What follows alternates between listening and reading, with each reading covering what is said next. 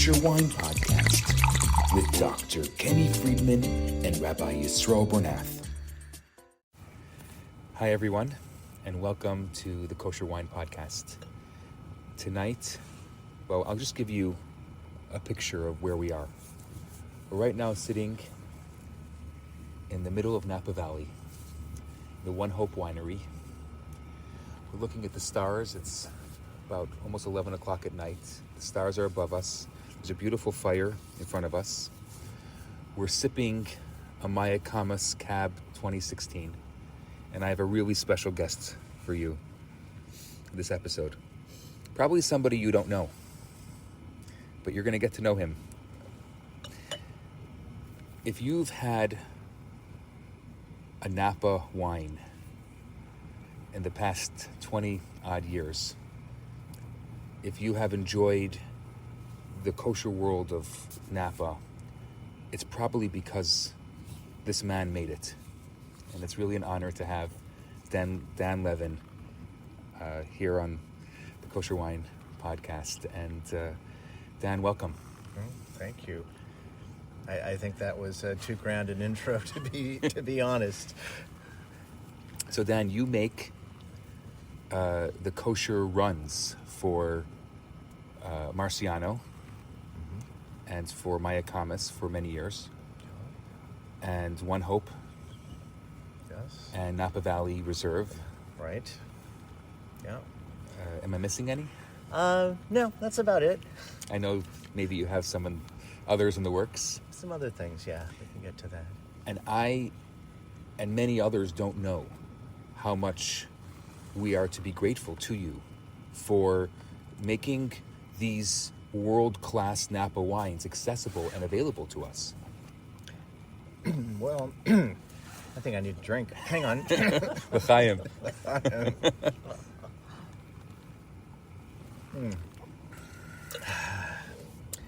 It's, I was in the right place at the right time, honestly. I hate to say that it was much more than that. And, let's not forget, to be fair, there have been many others who have gone before me in Napa, Ernie at Haggacha, and of course Jeff with Covenant, and Gan Eden. Right? So I just had an opportunity presented to me 2006, I think it was, to help produce a custom kosher barrel at the Napa Valley Reserve. A dear friend, Yitz Applebaum, was doing this under the hashgacha of our rabbi at Shul in Oakland, and here I am, 18, 19 years later. One thing led to another. And you're right. I don't want to discount Ernie and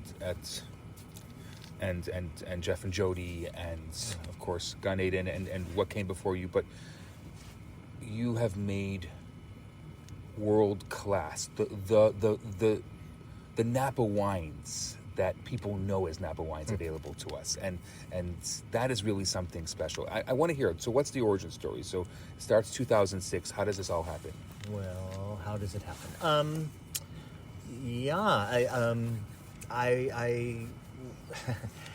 I think what happened is I was able to exhibit that I could pour from one vessel to another without spilling, and I was hired. I had the job. I don't know. Right place, right time, honestly. I had been involved. I've been working as a musician and a recording engineer, post-production audio engineer for film, for George Lucasfilm for many years. As I was becoming increasingly observant, I was asking for Shabbos off, Hagim off. I'll work every Christmas, I'll work Easter, I'll work every Sunday I can. And one thing led to another, and it wasn't going to work out in my chosen field. So I've been doing other things. I've been working for Pixar as a consulting engineer. I was best job ever. I was Mr. Mom to our daughter Zoe. But then Yitz came knocking, looking for someone to drive up to Napa and help. And I headed off with the winemaking team. And this was at the Napa Valley Reserve and at another winery, actually, St. Bart's. We were doing another custom run for a Jewish family. One thing led to another. More and more people were asking for kosher. And at the Napa Valley Reserve, word got out that there was kosher wine being made. And there were some investors in the winery who were interested in that, but they wanted a recognizable hashgacha. It was just like, the rabbi from Oakland was very nice, but if we're going to take kosher wine, we want it to be a thing. So I reached out to the OU. By 2009, we were an accredited OU winery, and one thing led to another. And so some of the other wineries had heard about your work at St. Bart's in Napa? Yeah, well, it was actually from the Napa Valley Reserve. Word got around. And some of the members there were taking the kosher wine, and these were people who owned their own wineries. And were very keenly interested in producing kosher wine. So that was the first sort of branch off, if you will. Was the first one Maurice Marciano? So it was an interesting twofer. We were chatting about this earlier, but I was contacted by a really nice guy, Andy Erickson, who had been the head winemaker at Screaming Eagle. And he left Eagle and became a consulting winemaker, which he does to this day. And Andy represented Maurice Marciano and also the partnership that owned Mayacamas. And both parties were interested in producing kosher wine. And that was, 2012, I think, when the first call was made, and we started both wineries in 2013, first vintages for those wineries. Wow. Yeah. I remember that 2013 Mayacamas cab. It was a defining bottle of wine in my life. There's a great backstory there. I shouldn't tell stories out of school, but oh my gosh. I had visited the winery, very, very rustic at the time. It's since the Schottenstein family, who own it now, have just done an amazing job. It's just beautiful, and it's just a lovely place and lovely, lovely people. I had just purchased my midlife crisis vehicle at the time, 1963 Studebaker Avanti, and I really fancied the idea of driving my 1963 Studebaker all the way up to the top of Mount Veeder to Mayacamas, which is ostensibly one of the, if not the oldest, still existing winery in the county. And then from the 1800s, they've been making wine there. Anyway, I made it about halfway before my Studebaker broke down. It took a while. I had to get it towed. I had to rent a car, but the grapes were sitting there on the crush pad waiting. I get there hours later, and the head winemaker at the time, nice guy, but he didn't know from kosher. And what was this whole kosher thing? Why is ownership asking me to do this? And then now this guy is hours late, and so there, and he looks at me, and I say, "Great, I'm here. I'm so sorry. We're going to do this. What are we fermenting in?" He said, "This is going to be great. We're going to barrel ferment." And I said, fantastic. Where are your coopering tools? I'll remove the head of the barrels. We'll get going. He said, oh, no. We're not going to do that. I want you to hand-destem and put the berries one at a time through the bung hole. I'll be in my office. I'll see you later tonight. Oh my gosh. True story. You hand-stemmed every single one of those berries. Yeah. Well, I believe, if I'm not mistaken, Rabbi Nathanson, my supervising rabbi from the OU, had come up to meet me. I had sent out an SOS. So he held the funnel while I destemmed and pitched the grapes in. Yeah, we were there hours and hours and hours. It was something. But that's the origin of the 2013, that initial kosher vintage. Wow. Yeah. So it makes sense that it was a defining bottle. Indeed. There was a lot of love. Turns out, oh yeah, every grape was loved. We received a massage. Wow. So tell me about, like, give me some story or just kind of the origin story of it goes from, from the beginning and Marciano. Yeah. Let's take an example. I mean, to a lot of us, because of Royal and the Herzog family, Marciano is one of the wines that is most available to the kosher consumer. So makes me so happy. Truly. What is it like making the Marciano and working with the Marciano Winery? Well, it's changed over the years. Things have grown. Technology has come into play. I mean, again, the initial 13 vintage, I can tell you a horror story there. Not a horror story. A making the sausage story. Which was, as you know, for kosher winemaking, automation really helps, especially for automated pump overs in particular. Being able to pre-program those sorts of things. And then, because obviously Hashem has a great sense of humor, harvest is inevitably when the high holidays hit, so you can't necessarily be there every day, Shabbos, of course. So we had a rudimentary setup. We had a 3-ton fermenter, and the pit came in heavy for this 2013, the initial harvest. And Andy, the supervising consulting winemaker rather, was like, just load it up. Just keep putting the fruit in there. And we did.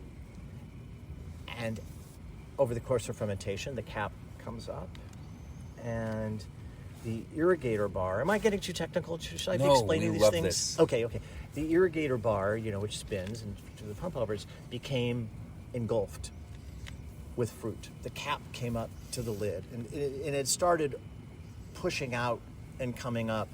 But then what happened was there was some sort of a power hit, and the pump over pump was in a locked on state, I should say, meaning that the wine was pumping over 24/7 all through, it must have been, if not Rosh Hashanah, Yom Kippur, it was for days. And they knew it. There's nothing to be done. Because they couldn't go in. They couldn't go in. They couldn't do anything. Right, so they heard it.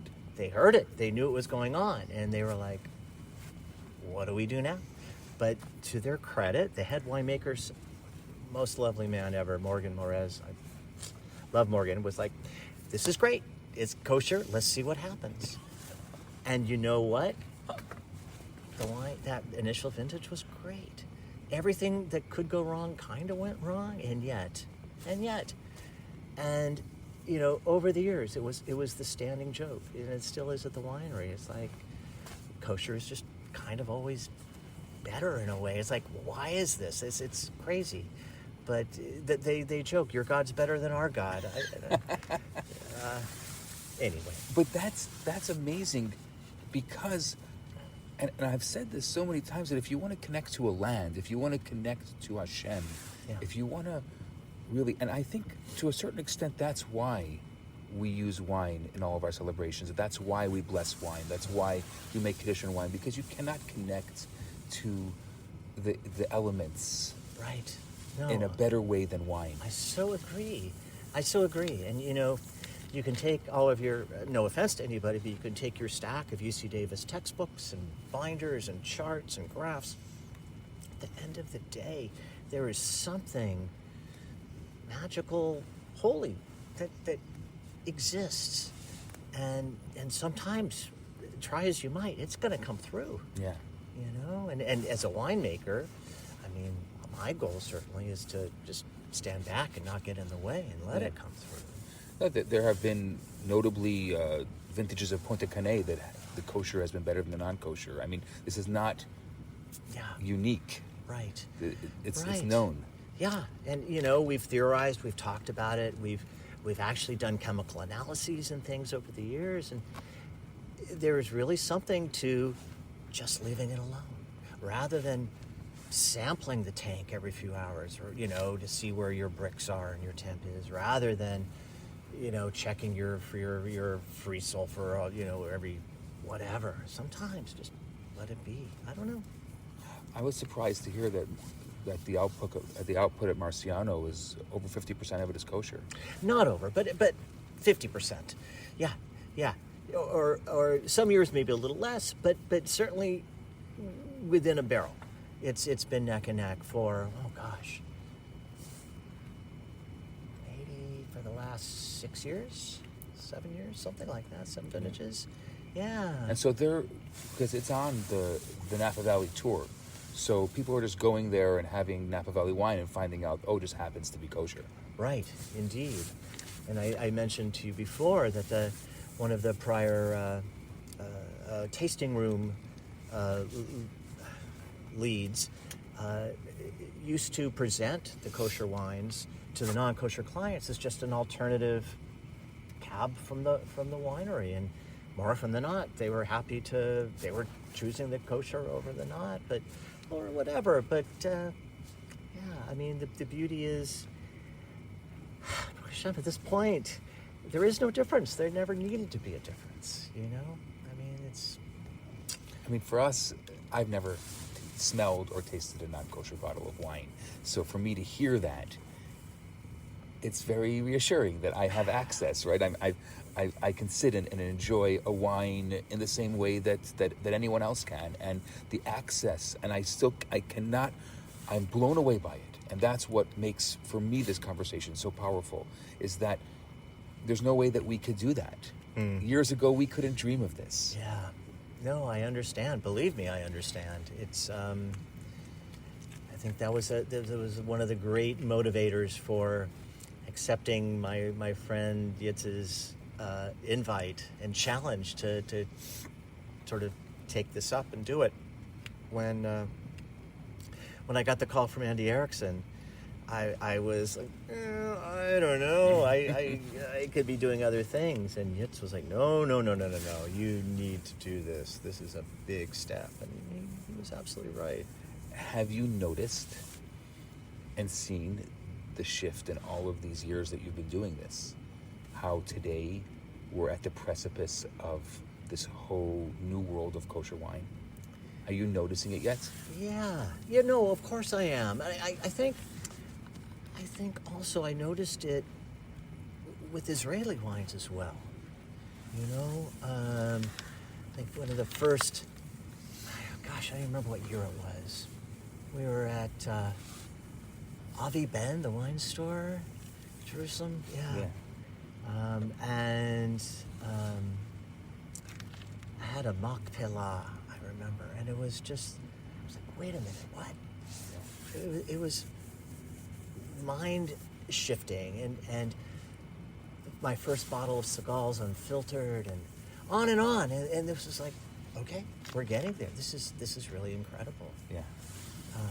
And there was no reason that Napa in California should be any different. So thank God. You you have worked with some of the top winemakers in Napa Valley. I've been very fortunate to, yeah.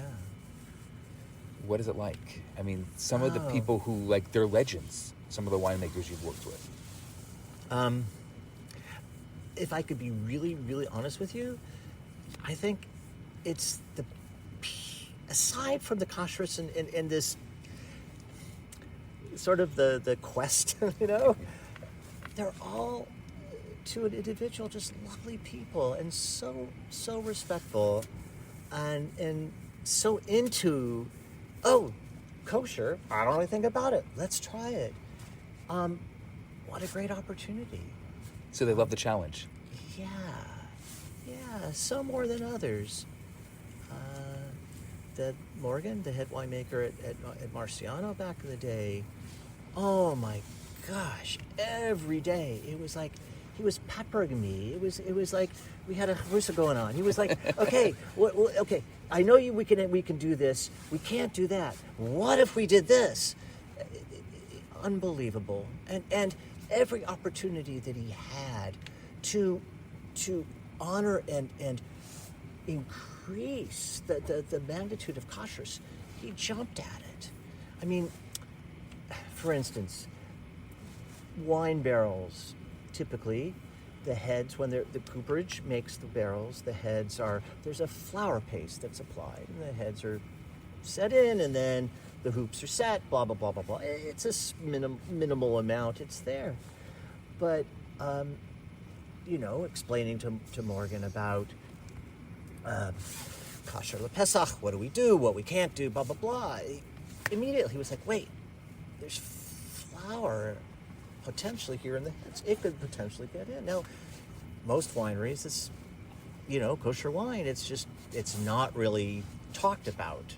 It doesn't necessarily contact the wine. It's there. It's right. It's part of the seal. It's part of the seal. But he immediately, that was it. New policy at Marciano. No more flour paste in the heads. He custom ordered the barrels to have, I think it was an organic beeswax instead. Some other kind of a seal. Because you just like, no, we can do better. It's like, that's awesome. That's amazing. Yeah, right? Yeah. Yeah. So. And great art needs great challenge and constriction, and a winemaker's an artist. Yeah. And so seeing that challenge and rising to the occasion. Exactly. To not be turned off by I can't take a thief and sample my own wines. I have to wait for Dan to come up after Saturday, blah, blah. No, it was like, great, let's just see where it's at, Yeah, it's been a gift. I've been very, very blessed to work with amazing people. Any other great stories of winemakers? Oh gosh.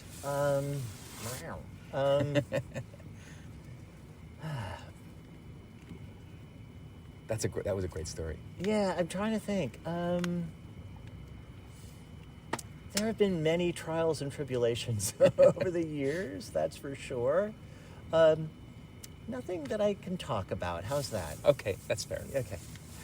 No, not in terms of God forbid kosher. Yeah, no, I understand. Yeah, nothing wrong. But, I heard a great story tonight that I want you to share. Oh, okay. So we're here now at OneHope, which is probably, from all of the kosher wines that are coming out of Napa, this is probably the least known.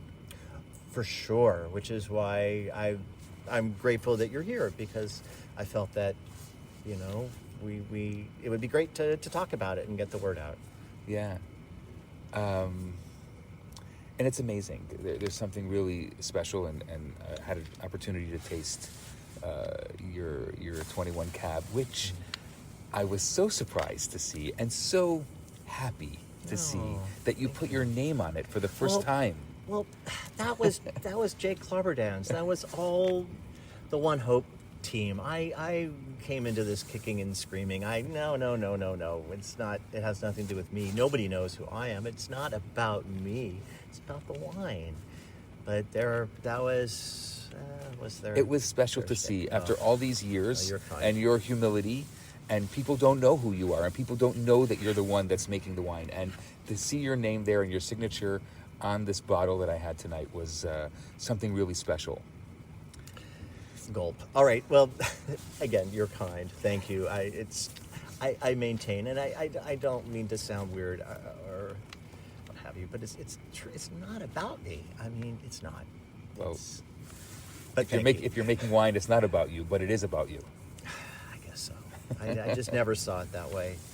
I'm truly just fortunate to have found this situation, or the situation found me. Really, to put it correctly. People enjoy the wines, and that's amazing. So thrilled. Jake, we were talking to him tonight. He's such an incredible human. Oh my gosh, right? Such an incredible human with such a great vision, and to see that these are the people who are driving the future of wine and the future of kosher wine. Yeah. It's amazing to see he was talking about his bubby and how much he wished that his bubby could taste his kosher wine, and she never had the opportunity for her Seder, and she always wanted that, and she was the inspiration for it. And then he kind of mentioned this story about the 2022 vintage. Uh-oh.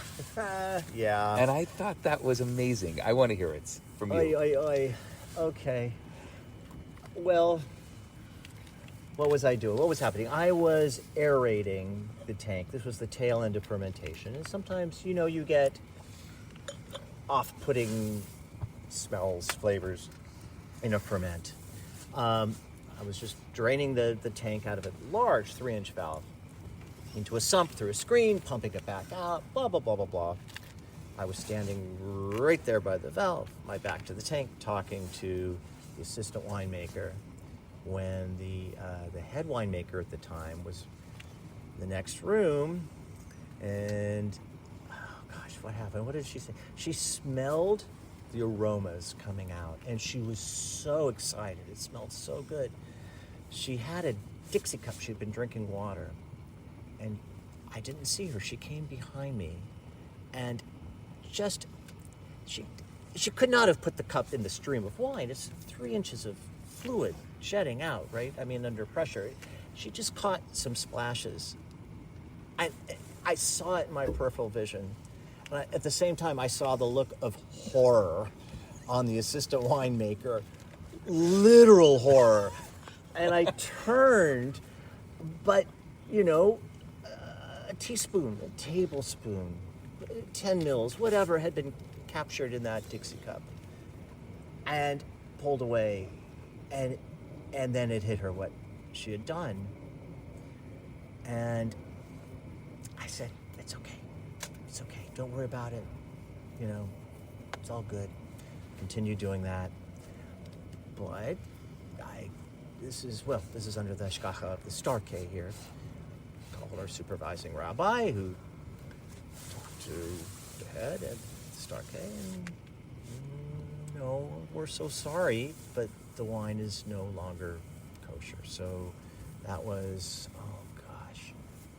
it was a 5-ton fermenter. It was, 8 barrels, 10 barrels of wine that